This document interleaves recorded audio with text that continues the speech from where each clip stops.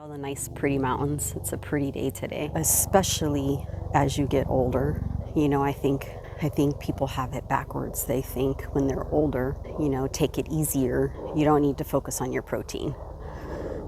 But it's more important over the age of 50 and beyond to lift heavy, challenge yourself. As long as you do it safely, it's going to be a really good thing for you because our lean mass decreases as we get older, just automatically. So if you're not doing anything to stop that, like lifting weights or eating enough protein, you're going to get smaller and weaker as you get older. So my new why is about that. And this didn't come about until my mom passed away. It'll be 2 years next month. This is December 6th. So it'll be 2 years next month that she's been gone. But I remember that changed my thinking because all of a sudden I'm like, I'm next in line. My grandparents have been gone for a while. My dad's been gone for a while. My mom was the last person that's related to me that left. So it's like I'm next. And she got weaker in her last years because she didn't really move around a lot. And it made me think, you know what? It's like I need to get back to what I know and what I love, and all this stuff coming out about lifting heavy, and then especially Dr. Sims talking about postmenopausal women, perimenopausal women, how important it is to challenge yourself.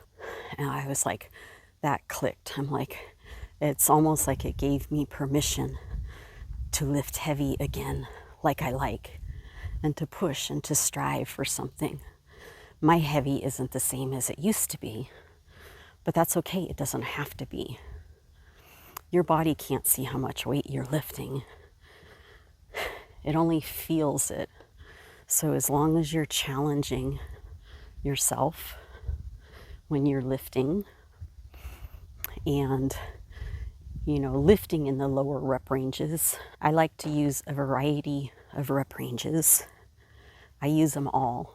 I don't think there's like one magic rep range, especially as we get older. But the way I'm training now is the way I trained when I competed. My why for doing it is just different. The way I'm training now will help you to get stronger, build your muscle, your lean mass. So whether you're younger trying to do that or you're older trying to stop from losing lean mass, you have to push yourself in some kind of a way. I use lighter weights, but I push them.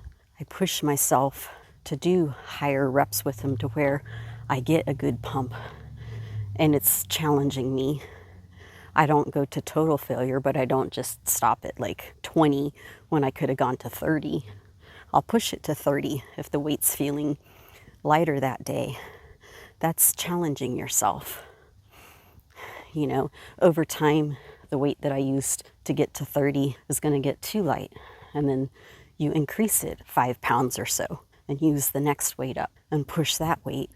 And usually I pyramid up. So when I've started with a certain weight and push it to 20, 25, 30 reps, I'll increase the weight and then push that weight.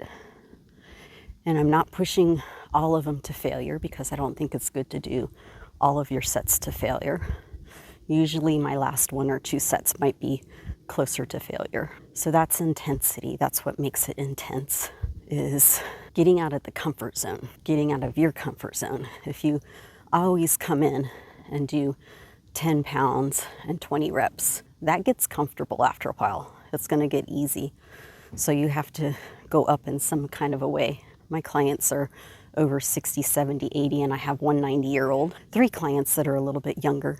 They're 40 and 50. Well, I have one that's not quite 40 yet. Especially for my older clients, you don't want to go heavy first. You want to take your reps up first, because if you take your reps up first, it's going to build muscular endurance and keep you safer. So if you've used 10 pounds and worked up to 20 reps, and that's kind of hard.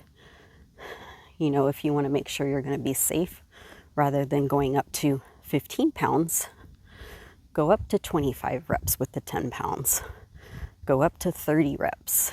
When you can do that and feel good about that and feel strong, then you can go up to 15 pounds or even 12s if there's 12 pounds in your gym or at home. 12 pounds would be the next step, or use your 10 pounds and use some wrist weights and do 2 or 3 pounds on your wrist to make it an in-between weight. If the dumbbells go from 10 to 15, sometimes that's a big jump when you're doing an upper body thing. So 10 pounds plus wrist weights will give you that in between. But usually when you go up in weight, if you're getting to the point to where you're doing 25, 30 reps with the weight, you can usually go up to the next weight and get about 8 reps. If you can get 8 reps, then that's a good weight. It might feel heavy, but that's a good weight. You have to push it a little bit, but always listen to your body. If it feels too heavy or hurts something, go back down. Go back down and stay with the higher reps for a little bit longer. You can also rest less in between sets. That's another way to make it more intense. And you can also do supersets is another way to make it more intense. So if you can't go up in weight yet, or you don't have the weight to go heavier, make it intense by resting less, doing more reps, or doing a superset. A superset is 2 exercises back to back, or even 3, a giant set. You do 1 exercise and you try to do it for the same body part, because that's going to make it more intense. If you're doing arms, you could do a bicep tricep superset, but to make it more intense for a particular body part, say for biceps, you would do 2 bicep exercises. So maybe some barbell curls finished with seated alternating dumbbell curls, or preacher curls that's maybe a little more strict, a heavier exercise with a stricter exercise. And then you rest after the 2 exercises that you do back to back. So you try to do the 2 exercises with very little rest, and then you rest after you finish both exercises. That's another way to make it intense without going heavier. So there's all kinds of ways to get out of your comfort zone. You have to get into that discomfort feeling to get benefit. You know, I see a lot of people come in the gym and they do the same thing all the time. Same weight, same reps. They never change anything. And one of my most favorite sayings is, nothing changes if nothing changes. And that's so true. I think you can maybe maintain by doing that, maybe possibly if you're eating enough protein. Since I've gone back to lifting heavy or just pushing myself, I like to have something to strive for. One of my last videos was, what is your heavy? What does heavy really mean? You know, that one, in that video, I showed my PR, my deadlift PR. And, you know, that was fun. It's fun seeing what used to be heavy for me become my lighter weight. You know, it's progress. It shows progress. It gives you something to strive for, but you have to be safe about it too. Before that, I think about 10 pounds less a couple months ago maybe, and I got five reps, and that was hard. And I haven't really tried to do a PR since then or go past that since then. I've just been consistent with my deadlifts. And on that particular day, I was feeling strong, and I took advantage of feeling strong and thought, I'm gonna put a 45 on each side and just see if it feels too heavy. I don't have to do it. I can just stop. And I did the first one. I'm like, wow, that felt pretty good. And I kept going, and I could tell the 5th one, it's like, I better stop, because if I do another one, I could probably do it, but there's more of a chance of me hurting my back, straining my back a little bit too much. So I stopped at the 5, but that was improvement. That was 10 more pounds than what I had done. And it was really fun. You know, it makes you feel good to see your strength. You know, that's like a in-person, tangible thing that you see with your eyes and feel with your body. It's like, wow, I'm getting stronger. You know, I could feel my strength from the inside out, but the weight going up was like a outside thing, a numbers thing. It was obvious my weight had gone up, and that was just my client that like texted me. So I'm gonna have to stop this.